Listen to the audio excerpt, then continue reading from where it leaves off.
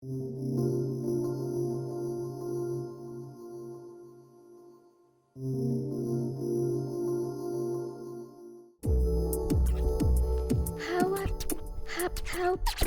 how I win. How I win.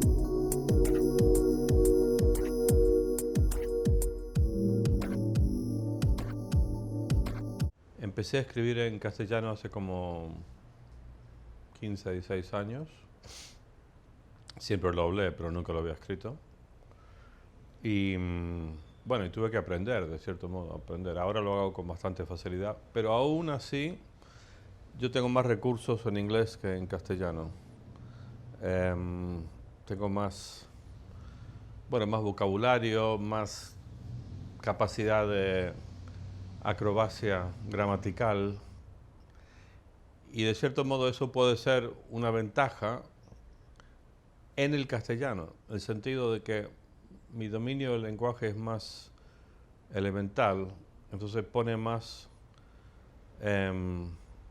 énfasis sobre la necesidad de argumentar y contar algo bien. No me puedo refugiar, esconder en la brillantez de mi retórica.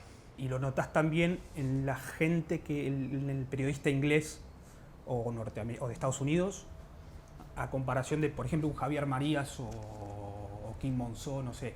¿Existe esa misma diferencia cuando vos al leerlo lo notas que cuando vos al escribirlo?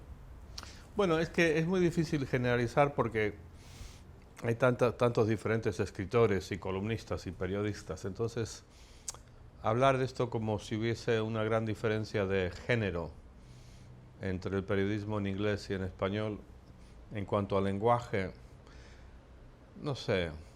Diría que en general en español, en castellano,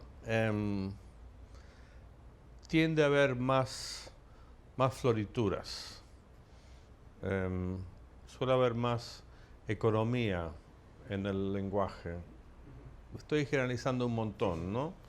Pero reconociendo que estoy generalizando, diría que hay algo en eso. Creo que ha habido una tradición en la literatura inglesa y en el periodismo inglés a lo largo de muchos años que ha ido hacia llegar a una versión más destilada del lenguaje, más económica, más simple. Y aquí hay más como en castellano, un poco más como el barroco.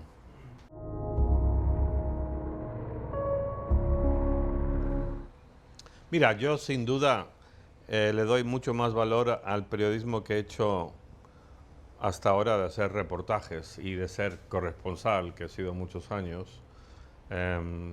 Y la verdad que ser un periodista opinador me parece una categoría inferior de periodista. Incluso no diría que es periodismo realmente. Para mí periodismo es salir a buscar información y contar las historias. Opinar es algo que no necesariamente requiere una experiencia periodística. Hay mucha gente que escribe columnas de opinión muy buenas y nunca han hecho lo que he hecho yo, por ejemplo, que es muchos años siendo periodista. Así que, sin duda, yo considero que he degenerado como periodista al haberme reducido a esta condición de opinador. Yo simplemente escribo en lugares donde me siento cómodo, que me dan libertad para que yo diga lo que yo piense. Y si llega un momento en el que lo que yo pienso está en conflicto con el periódico y ya no nos sentimos cómodos, ni yo ahí, ni ellos conmigo, pues es el momento para decir adiós. Pero a mí jamás, yo he publicado en muchísimos periódicos en todo el mundo, muchísimos. Y nadie jamás, de las miles, cientos de miles de palabras que he escrito, me ha impuesto una línea y me ha dicho, esto no lo puedes decir. Entonces, cada periódico puede tener su imagen. No sé, hay gente, mira, La Vanguardia. Hay mucha gente que dice que es anti-independentista, españolista, pero también yo conozco gente que no lee La Vanguardia porque lo considera demasiado catalanista, lo cual a mí me parece una buena señal. Me siento cómodo trabajando en un lugar ahí. Ahora en La Vanguardia y en Clarín me siento cómodo porque nadie me cuestiona, nadie nunca me dice lo que tengo que escribir, ni siquiera lo hablamos. Yo lo pienso solito, lo envío y ellos lo publican. Y entonces, mientras eso ocurra, yo no tengo ningún problema. Y si la gente te quiere catalogar, pues esto lo hace todo el mundo siempre, aunque fuera del contexto de un periódico. A todos los seres humanos nos encanta catalogar. Este es así. Tú porque llevas la gorra y la barba y la camiseta negra, yo ya te tengo aquí fichado, ya sé por dónde vas y así es el ser humano. Yo lo que pretendo es estar en un lugar donde yo como individuo me dejan pensar y escribir libremente. Sin embargo, después te pasa lo del País, que a partir del artículo del Times era, si mal no recuerdo.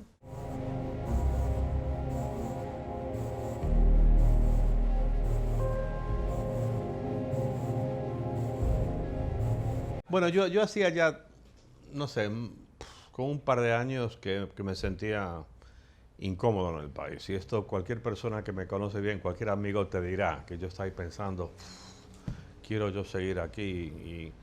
Y bueno, y quizá hubo una cierta lógica en que al final rompiéramos. O sea, se estaba convirtiendo como en un matrimonio en el que las cosas no fluía. O sea, estás en un matrimonio, vas con tu mejor amigo y le cuentas, ¿sabes qué? Ya no estoy tan bien con fulanita como antes. Y llega un punto en el que se llega al punto crítico. Y quizá con el país, yo la verdad que no sé lo que pensaban ellos, porque nunca me dieron ninguna explicación por haberme despedido. Pero me imagino que ese artículo en el Times fue quizá la gota que colmó el vaso. Ahora, o sea, no lo había pensado hasta este momento, pero quizá ellos ya estaban incómodos conmigo, puede ser, porque es que no estaba demostrando la cuota necesaria de odio hacia el catalanismo que el país requiere. Pero pudo haber venido una orden de arriba. Bueno, que yo sepa fue una orden del director, pero ahora, si hubo otros poderes por ahí, no sé. Hay gente con la que he hablado que especula mucho que sí, pero ahí sería entrar absolutamente en terreno especulativo, así que... Bueno, el Brexit es abrumadoramente es una cuestión emocional.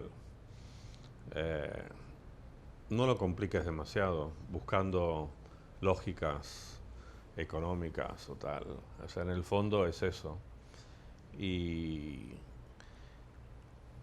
un sector importante de la población inglesa que tiene en su cabeza estas narrativas, estos mitos de superioridad inglesa sobre el resto del continente, nociones de la Segunda Guerra Mundial que la ganamos nosotros solitos, olvidando el pequeño detalle de los rusos y los americanos, y que nosotros no nos rendimos y el resto de Europa unos cobardes, o sea, olvidando el pequeño detalle de que tuvieron la enorme suerte de tener un poquito de agua. O sea, si no hubiese por esa agua, los nazis en 2 semanas después de París conquistan Londres. Y bueno, entonces están estas nociones de... Y también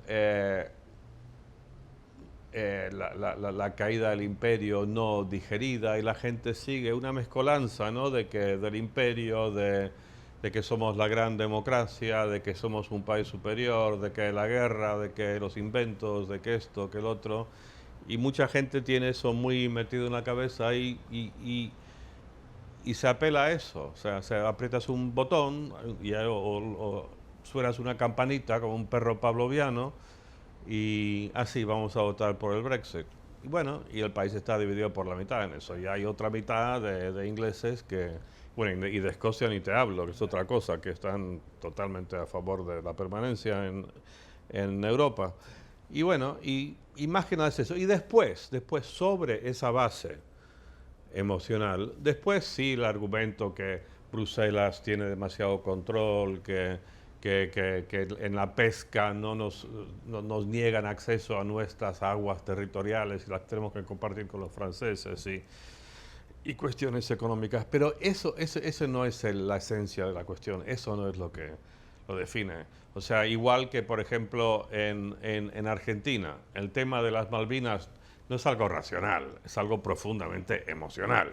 O sea, después, sí, hablas con gente que está apasionadamente a favor de que las Malvinas son argentinas y te empiezan, sí, es que el petróleo, no sé qué. Sí, ok, pero en el fondo es una cosa que te metieron en la cabeza desde el colegio, me lo metieron a mí en la cabeza desde el colegio, que las Malvinas son argentinas y los piratas ingleses y todo esto.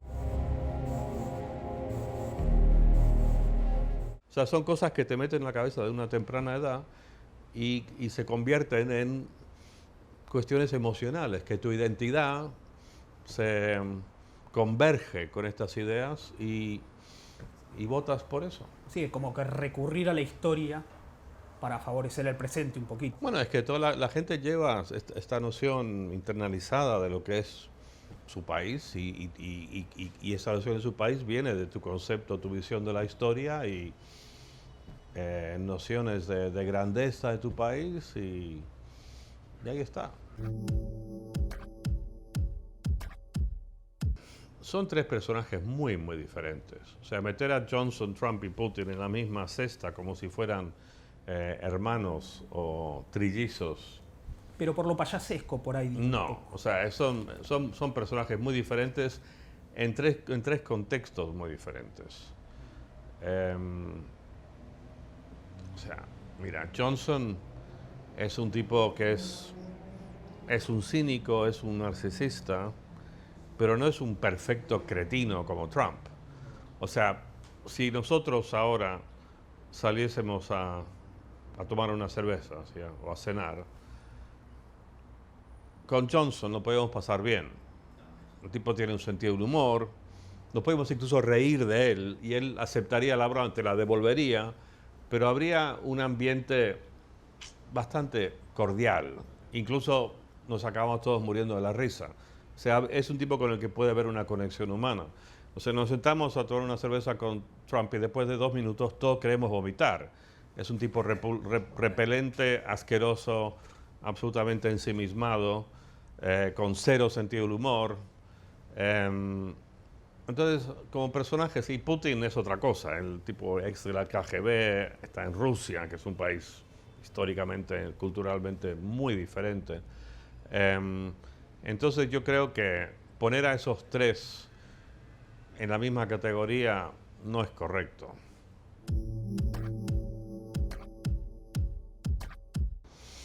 Sí, yo no sé si esto siempre ha sido así, si la gente está así dividida, o si esto es un fenómeno de nuestros tiempos. Yo me imagino que el fenómeno siempre ha existido, pero que está acentuado, magnificado por el tema de las redes sociales. Creo que todavía no hemos llegado a entender del todo el impacto que han tenido las redes sociales. Y yo no te voy a dar aquí la gran respuesta definitiva, solo que tengo la sensación de que han cambiado mucho el panorama político y social, y todo lo que tú quieras. Pero en cuanto a grietas, sí, es notable que, bueno, para mí es como que Argentina casi patentó esto. O sea, el tema del populismo, peronismo, ahí lo tienen. Llegaron mucho antes que los demás. No te digo que es un invento argentino, porque antes estaban Mussolini y todo lo demás. Y bueno, ya ha habido populistas desde el tiempo de los romanos también, por supuesto. Pero esa grieta que hay en Argentina, que también es como un 50-50, que varía según la época electoral, ¿no? Es algo que se da. Y pero grieta más griterío. Puede ser que haya división de opiniones, pero lo que hay aquí es un antagonismo muy fuerte, ¿no? Y lo ves en Argentina y lo ves en Reino Unido con el Brexit. lo ves aquí con el tema catalán, lo ves en Estados Unidos con el tema Trump, que se llega al punto de que no solo la gente tiene opiniones diferentes, sino que tal es la tensión, el factor emocional en esto, que la gente no puede hablar, no puedes hablar con una persona que tiene una opinión diferente a la tuya. Es muy tremendo. Sabes, ¿no? O sea, con algo al final tan banal como el tema del independentismo catalán. Aquí estamos, o sea, los que somos de fuera, sabemos que aquí, en Cataluña, o sea, ahora ya sé, el coronavirus es complicado, pero en términos generales es posible que esta sea la mejor calidad de vida de la historia de la humanidad, aquí en Barcelona, o en, no sé, Bilbao, o qué sé yo. Entonces, la gente está muy bien aquí, pero bueno, se generan estos líos que para mí son tan innecesarios y se llega al extremo, hay tanta inversión emocional, está tan vinculado el tema político con tu noción de quién eres y tu orgullo y tu vanidad, de que simplemente no puedes hablar de esto. Entonces yo tengo muy buenos amigos aquí en España, gente muy cercana, con la que simplemente no puedo hablar del tema catalán, porque ellos son tan anticatalanes. Y yo soy anti-indepe. Si hubiese un referéndum, yo haría campaña por la permanencia, por la unión de España. Pero aún así,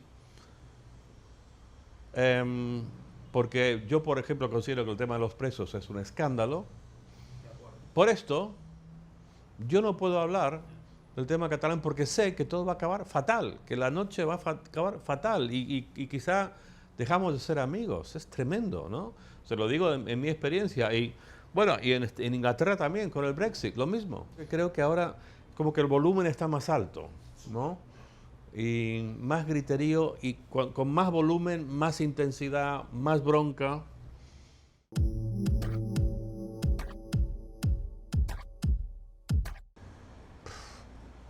Yo diría la lógica sería que mucha gente del norte de Europa, los países grises, se quieran venir para acá, porque objetivamente hablando, Barcelona no se me ocurre una ciudad más atractiva en Europa, que reúna tantos factores. Ahora, la cuestión es si la ciudad de Barcelona tendrá la imaginación para poder explotar esta posible vena. Y no sé, porque Barcelona, no sé, yo creo que Barcelona es una gran ciudad europea con alma muy provinciana y quizá carezcan de la imaginación para explotar esa posibilidad. Pero bueno, claro, y después habrá mucha gente que dirá, no, y no, qué horror, porque vamos a perder el carácter de la ciudad si aquí vienen demasiados holandeses. Bueno, o sea, una cosa a la otra, si quieres. O sea, la gente que siempre, ahora ya con el coronavirus ya no lo oímos, pero la cantidad de gente que se quejaba de los turistas, ahora estarían de rodillas, por favor, vuelvan los turistas. O sea, esta gente aquí en Barcelona que se queja de los turistas, ok, bien, pero tú nunca viajes a ningún lado, no vayas a París o a Londres, o ni siquiera a Madrid, porque eres un turista. Si vas a aceptar esa condición, quéjate de los turistas, si no, cállate la boca. Bueno, en Argentina, yo estuve ahí durante la Guerra de las Malvinas, ya había escrito muchos artículos sobre el tema de los desaparecidos en el Herald, y en el Herald recibían amenazas, pero esto era el pan nuestro de todos los días en el Herald, ya sabes, era el único diario en Argentina que denunciaba a los militares por el tema de los desaparecidos, y se me acuerdo mi director iba a casa por una ruta diferente cada noche, el director anterior se tuvo que ir porque lo amenazaron de muerte no a él sino a su hijo de 10 años, y después cuando llegó la guerra empecé a recibir llamadas en el medio de la noche en mi casa en Buenos Aires de gente pirata, hijo de puto, andate, no sé qué. Y hablé con mis amigos argentinos, no sabía quién era, y me dijeron, mira, en este país, conociendo la historia reciente, los desaparecidos, esto y lo otro, que saben tu número de teléfono, mejor que te vayas. Así que la guerra duró nada, 3 meses, ¿no? yo después de 6 semanas, o sea, pasé la mitad de la guerra acá y la mitad de la guerra en Inglaterra. Entonces ese fue un caso, pero eso no fue muy concreto y aún me pregunto si quizás fue una reacción exagerada, pero en lugares como El Salvador, sí, por supuesto, ahí había peligro permanente, porque bueno, salías a cubrir la guerra, entonces y murieron varios periodistas, gente que yo conocí, entonces siempre había peligro, o sea, si aceptabas el trabajo tenías que aceptar las consecuencias. Incluso, pero lo curioso es que, aunque en Sudáfrica, que es el país al que fui después de Centroamérica, no había una guerra declarada, para mí fue más peligroso que... El previo que- apartheid. no, bueno, sí. Hubo una especie de interregnum, salió Mandela y 4 años después las elecciones y hubo mucha violencia, las últimas patadas desesperadas del viejo régimen, y hubo muchísima violencia. Y eso para mí fue donde mi vida corrió más peligro. En El Salvador era más puntual, que salías a la zona de guerra y de repente, sí, empezaba una balacera y podía pasar algo, pero en Sudáfrica era más como constante el peligro. Porque Mandela estuvo del 94-99. Sí, el presidente. Sí, o sea, aún con la presidencia de Mandela seguían los problemas un tiempo, que siempre Bueno, pasa. no, yo me fui de Sudáfrica como 7, 8 meses después de que Mandela llegara a la presidencia. Con lo cual, no, ahí se calmó todo mucho. Pero es que antes hubo una especie de esquizofrenia en la política, en el mundo político sudafricano, que por un lado estaban negociando de manera perfectamente civilizada, y por otro había como un estado de guerra permanente en las poblaciones negras en la periferia de Johannesburgo. Y mi trabajo también era a su vez esquizofrénico, porque como que pasaba la mañana cubriendo masacres y la tarde cubriendo negociaciones ahí en los pasillos, hablando con los políticos y que me cuenten qué le dijo fulanito al otro. Pero esos 4 años fueron, o sea, es tremendo, pero Mandela sale de la cárcel y se desata la peor violencia que ha habido en Sudáfrica en 90 años. Hablando de esto, de esta grieta de los políticos, Mandela, si viese todo lo que está pasando, diría, ¿qué es esto? Es decir, yo creo que fue el último gran político de la historia de Sí. la humanidad y probablemente lo sea. Bueno, pero ten en cuenta que en un país donde había grieta con G mayúscula, R mayúscula además, era Sudáfrica con el apartheid. O sea, es difícil imaginar una grieta no solo más grande, sino más profunda y más obvia entre blancos y negros. Entonces, él se enfrentó a una grieta y él logró la unión. Entonces, la gran virtud de Mandela es que era un tipo que, para cambiar la metáfora un poco, pero que era un constructor de puentes.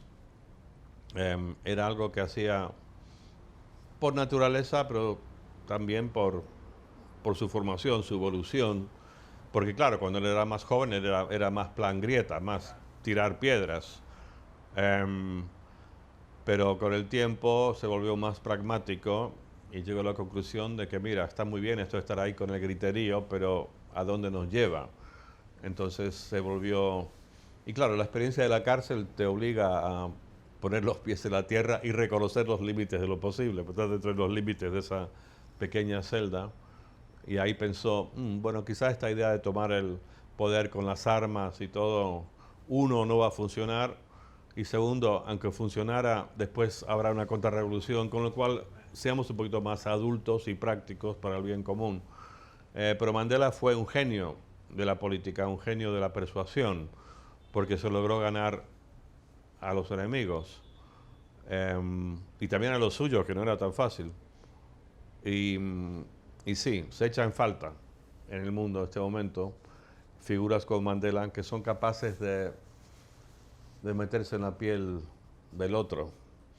O sea, en Argentina vendría muy bien, si apareciera un líder, no importa de qué partido, pero que sea capaz de extender la mano y de entender al otro y de sentarse y tratarles con respeto escucharle, saber cómo piensa, entender sus temores, sus aspiraciones. Y a base de eso, de un trabajo elaborado, largo, sutil, ir buscando un terreno en el que todos pueden más o menos ponerse de acuerdo para el bien nacional.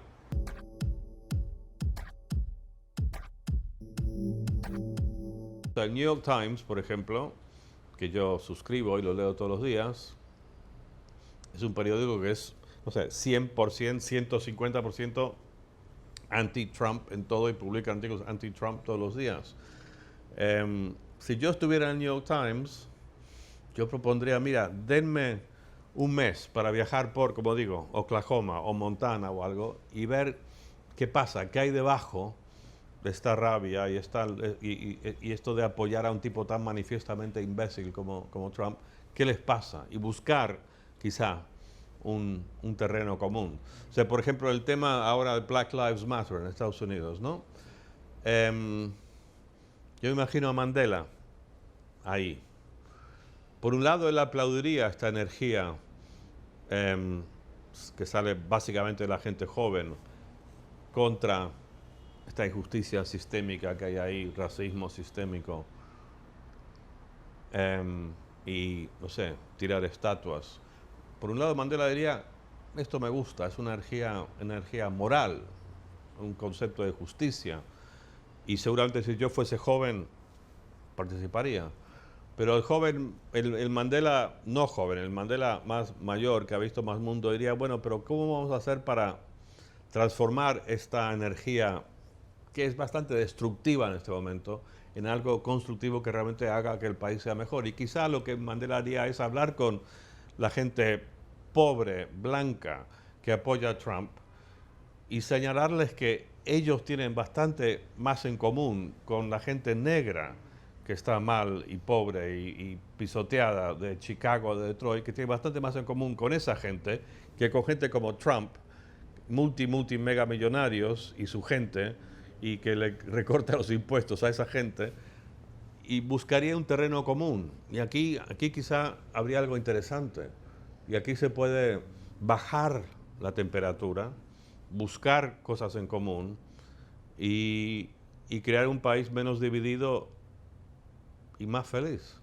Que nunca se llega a la utopía, pero por lo menos hay que intentarlo.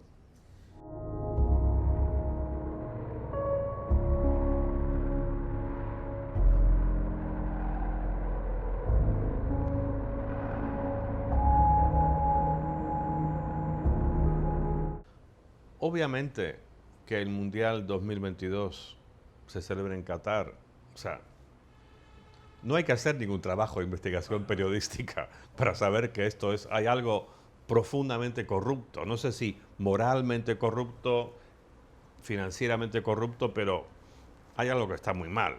Y que se lo das a Qatar cuando se iba a celebrar inicialmente en verano, que después tuvieron que cambiarlo, pero votaron para que hicieran el Mundial en junio, donde la temperatura puede llegar a 50 grados. Cuando la alternativa era, por ejemplo, Estados Unidos, o no sé cuál era otro rival, Inglaterra. O sea, había lugares creíbles. O sea, bueno, entonces, como te digo, no hay que salir a hacer el gran trabajo de periodístico de investigación porque ya está. La FIFA, claramente, yo no sé ahora cómo está la cosa, pero categóricamente tipo de Avalanche y después de Blatter, una organización, una gran mafia mundial.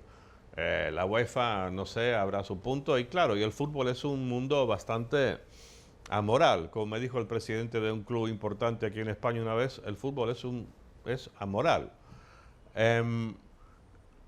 Pero a muy poca gente le interesa. A muy pocos futboleros le interesa. Y estamos hablando de mucha gente. Cuando decimos futbolero no estamos hablando, estamos hablando hasta ahora de política. Política es un deporte minoritario. El fútbol es la gran conversación del mundo. Aparte, es la gran conversación donde la gente está informada. Creo que hay mucha menos posibilidad de fake news en el fútbol que en la política, porque la gente sabe de fútbol. La gente sabe que, bueno, que fulano marcó ese gol, no lo puedes negar. Y aparte sabe interpretar y analizar el fútbol mucho. Hay mucha más gente que sabe hablar de manera inteligente e informada sobre el fútbol que sobre política en su país o en su pueblo. Esto para empezar. Pero me estoy alejando del tema, ¿no? ¿Por qué al fin de cuentas a la gente le importa un carajo. Ahora, el Mundial de Rusia. Seguro que hubo todo tipo de corruptelas para que Rusia ganase el celebrar el Mundial. Y llega el Mundial y, o sea, ¿qué? ¿Alguien dice algo? No, nada, vemos el fútbol. ¿Por qué? Mi teoría es muy sencilla. Es que el fútbol para la gran mayoría de nosotros es como una especie de regreso a la infancia. Es un refugio de las dificultades de nuestras vidas, sea el trabajo, sea en el matrimonio, sea con la familia, sea lo que sea. Es un refugio, un regreso a la infancia. No tienes que aplicar los mismos criterios de seriedad que se supone que tienes que aplicar en tu vida, en las complicaciones de tu vida. Cuando vienen y te dicen que la FIFA es corrupta, que el Mundial es corrupto, o que tu club es corrupto, o que tu jugador favorito no ha pagado sus impuestos, todo, es como si te dijeran, tienes 7 años, que Papá Noel no existe. O a esa edad yo empecé a sospechar que Papá Noel, y para aquí en España los Reyes, uno empieza a sospechar, ¿no? Con 6, 7, 8 años ves indicios de que quizás esto es todo un montaje que han hecho los padres, pero ¿qué haces?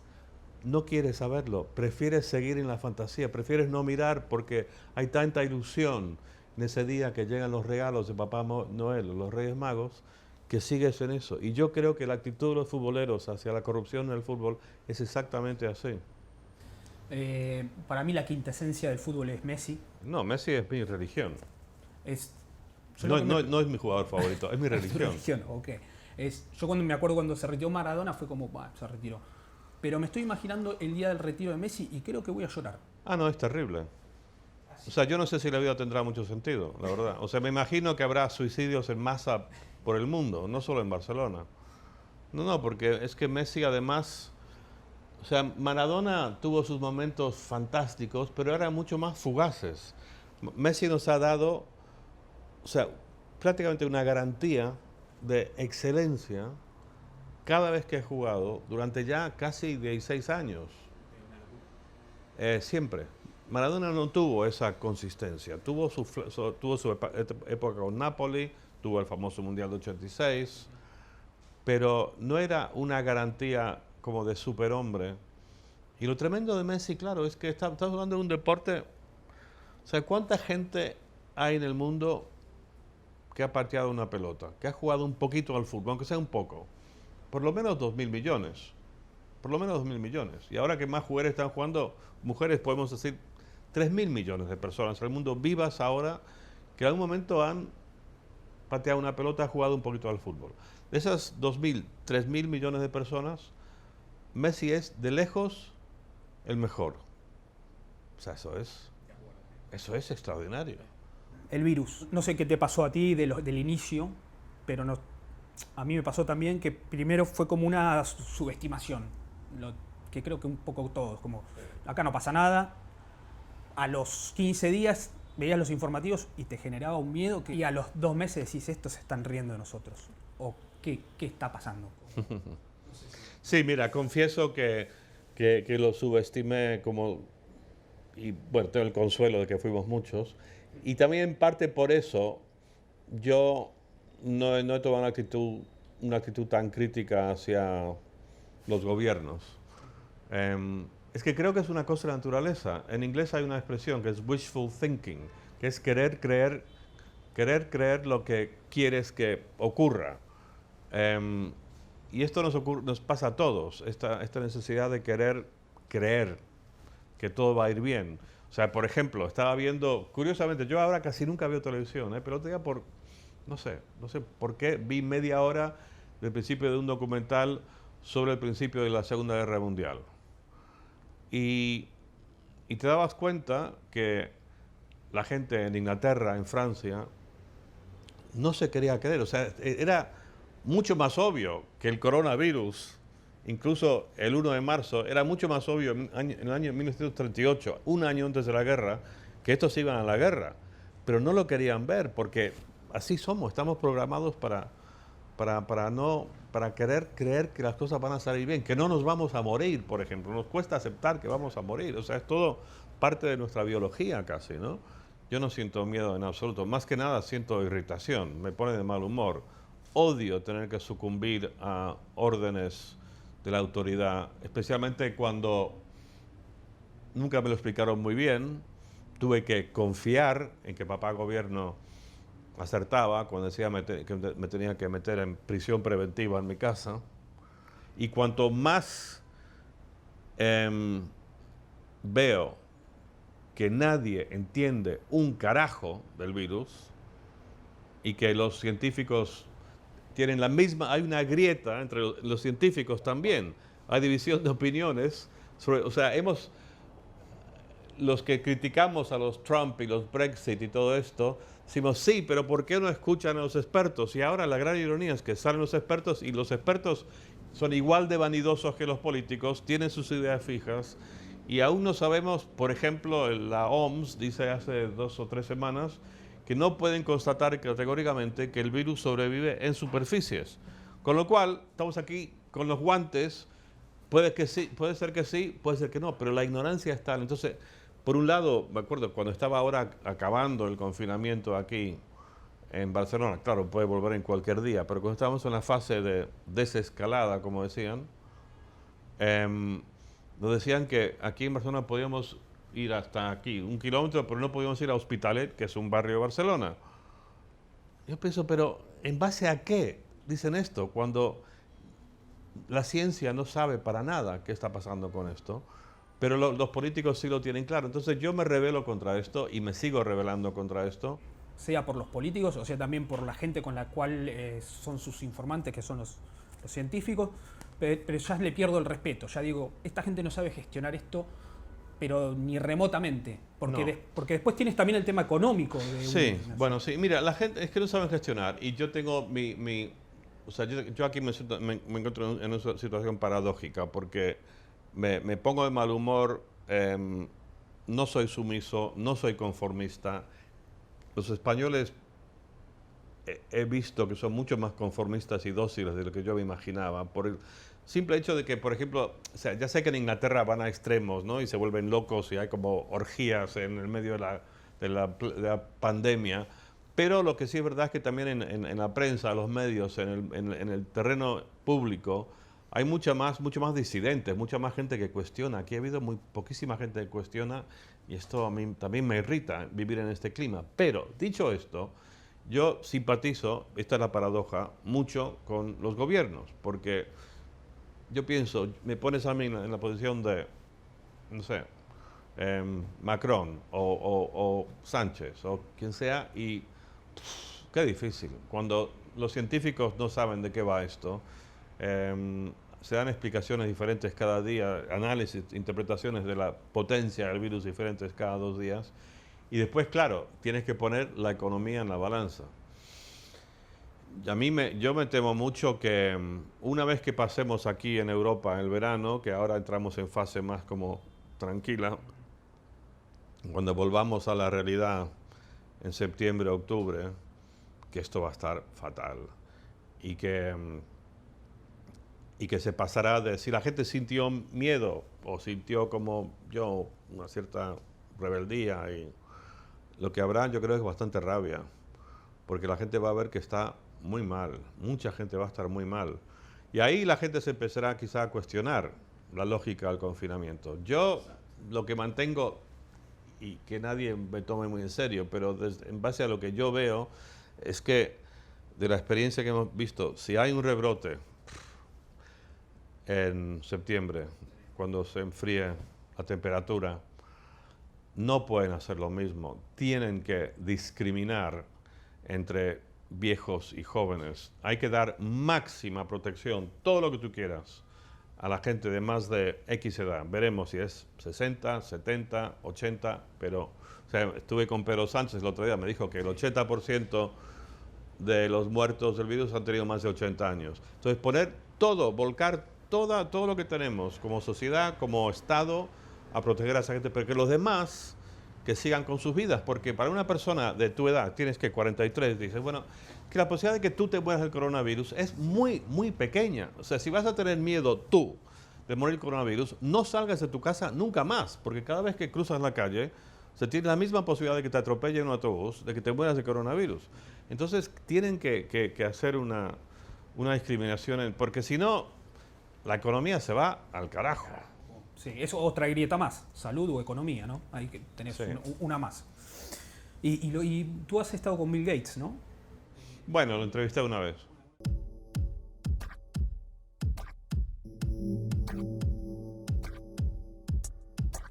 No, bueno, ¿quieres que especule sobre las motivaciones? No, yo no te voy a dar una conspiración en Bill Gates. Bueno, él dio un discurso en el que público y la gente dice que es un gran visionario y lo vio todo. Este tipo se dedica hace muchos años al tema de la salud y ha invertido muchísimo dinero en la malaria, en buscar y la malaria es justamente una enfermedad que seguramente este año matará al mismo número de personas que el coronavirus y lo hace años. Hace años. O sea, mata más de 500.000 personas al año la malaria y nadie dice nada. ¿Por qué? Porque para las grandes farmacéuticas no hay dinero ahí porque estas son enfermedades que la gente sufre en África. Y Bill Gates ha invertido mucho, mucho dinero en intentar buscar una vacuna contra la malaria. Eso es innegable y eso hay que respetarlo. Ahora, después si vas a ver otras conspiraciones, otras cosas, no sé, pero Bill Gates no es un tipo que ahora quiera más dinero.